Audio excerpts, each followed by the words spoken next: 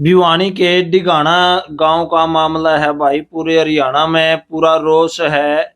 एक मनीषा नाम की लड़की स्कूल में पढ़ाया कर दी और वो कॉलेज में अपना एडमिशन खातर गई थी, लेकिन घर वापस नहीं लौटी। 2-3 दिन बाद उसकी जो लाश है, उसकी डेड बॉडी खेता में पड़ी पावा है। और किस तरह पावा है, किस हालात में पावा है, उस छोरी की गर्दन काट रखी थी, उस छोरी की आंख काट रखी थी।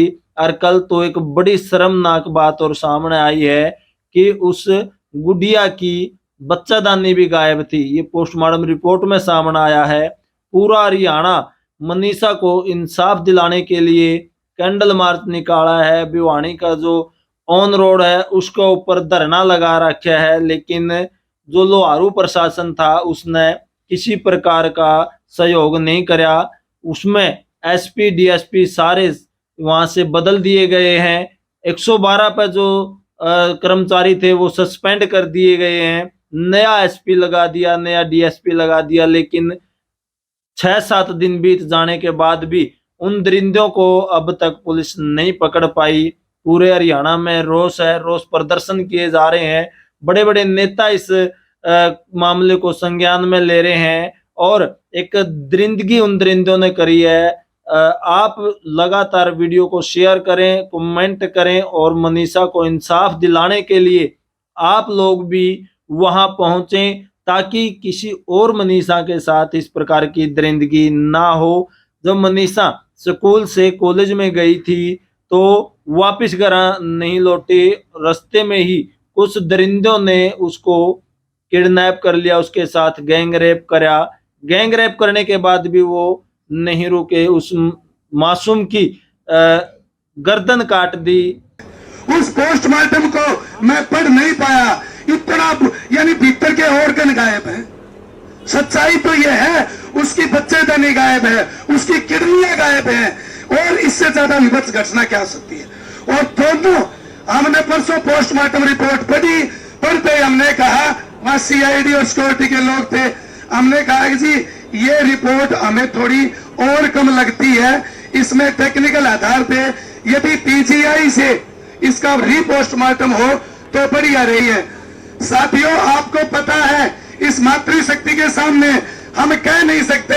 दामिनी प्रकरण सुना, वो कलकत्ता वाली डॉक्टर वासु का प्रकरण सुना, उस सबसे विपत्स कोई घटना है तो हमारी रानी लक्ष्मण वाली बहन की है। उस पोस्टमार्टम को मैं पढ़ नहीं पाया, इतना यानी भीतर के ऑर्गन गायब है। सच्चाई तो यह है उसकी बच्चेदानी गायब है, उसकी किडनियां गायब है, और इससे ज्यादा विभत्स घटना क्या हो सकती है।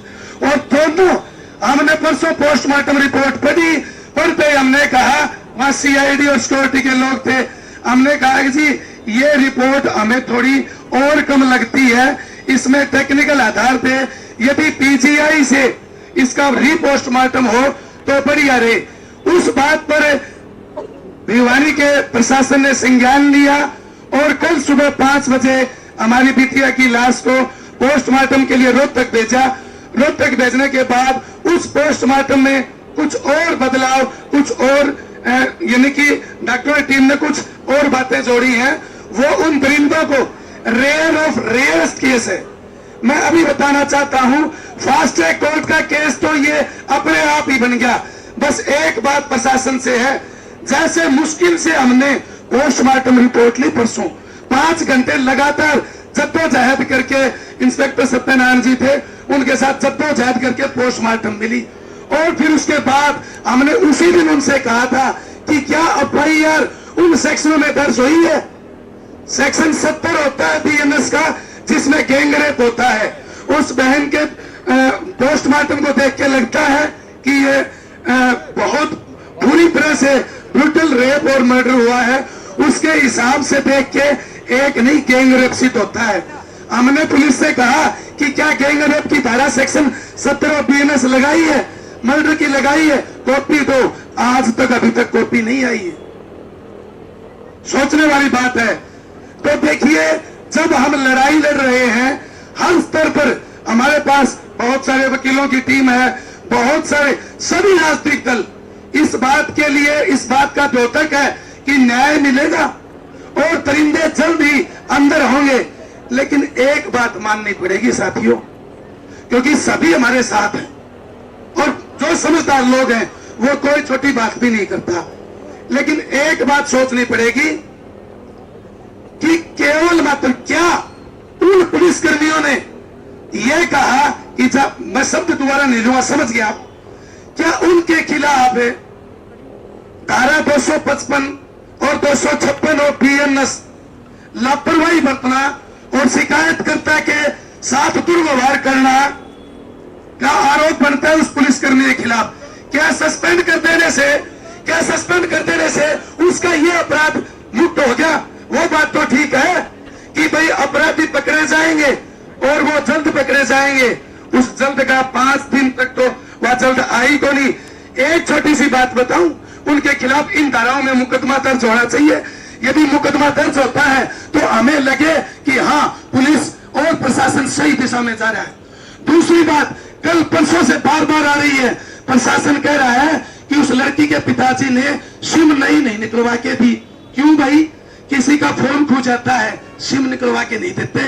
5 मिनट में पुलिस उसका क्लोन जारी करके नई सिम लेकर के और जिस फोन में डली है उसको कलेक्ट कर लेती है। ऐसी बातें कह के हमें बनगलाने की कोशिश न करे, पुलिस सही दिशा में जाए। बाकी तो कमेटी, ये बातें ठीक है साथियों? एक बार हाथ खड़े करके बताओ कि मेरी बातें ठीक है ना? तो ठीक है, तो प्रशासन के नुमाइंदे, सरकार के नुमाइंदे हमारे बीच में है, हम उनसे भी करबद्ध निवेदन करते हैं और सीबीसीआईडी सिक्योरिटी के लोग खड़े हैं, उनसे भी उनको बताना चाहते हैं कि आप प्रशासन को बताओ कि सही दिशा में जांच को ले जाओ। दोषी चाहे मैं हो, रवि हो या यहाँ कोई बैठा कोई भी हो, उसको उठा के पानी की टंकी में गिरो और 2 मिनट में उगल देगा। तो अभी इसी यकीन, विश्वास और भरोसे के साथ कि हम गांधीवादी तरीके से अहिंसात्मक धरने को चला रहे हैं, कल भाइयों ने थोड़ी सी भूल कर दी, उसको दुरुस्त कर लिया और आगे भी चलेंगे सारे भाई कमेटी के साथ और बिल्कुल अहिंसात्मक इस धरने को चलाने के लिए तैयार है। मातृशक्ति भी आज सारे तैयार हो ना? जब तक हम अहिंसात्मक आंदोलन लड़ेंगे तो जीतेंगे और हमारे बीच से कुछ उन अपराधियों के साथी हो सकते हैं जो हमारे धरने को कमजोर करना चाहते हैं, जो जाके कहेंगे कि रोड जाम कर दो, कड़ा फैसला ले लो। ये कभी बात नहीं बनेगी। आप सबको फिर से संयम का, अहिंसा का, संविधान का, गांधीवादी तरीके का परिचय देना है। बहुत जल्द बहन को न्याय मिलेगा। और खास बात यह है कि जब तक हत्यारे गिरफ्तार नहीं होंगे या फिर यूं कौन सा लगी बात कि भी हत्यारे तो चेन्नई चले गए, नेपाल चले गए, तो बताओ कौन हत्यारा है? झूठी बात कौन चलेगी भाई? जल्द गिरफ्तार होंगे। जल्द 5 दिन हो गए, 5 महीना हो गया, 2 साल 1 महीना और 8 दिन का तो हम भुक्तभोगी हैं। एक की गलारेत की हत्या हुई थी, आज तक सुराग कौन लग गया? तो प्रशासन को पता होना चाहिए कि यहाँ बहकाने, बहलाने, फुसलाने की जरूरत नहीं है। सकारात्मक एक कदम चले, हम 4 कदम चलेंगे, इसी विश्वास के साथ कि हम सब अहिंसात्मक आंदोलन चलाएंगे। आप सबका बहुत बहुत धन्यवाद।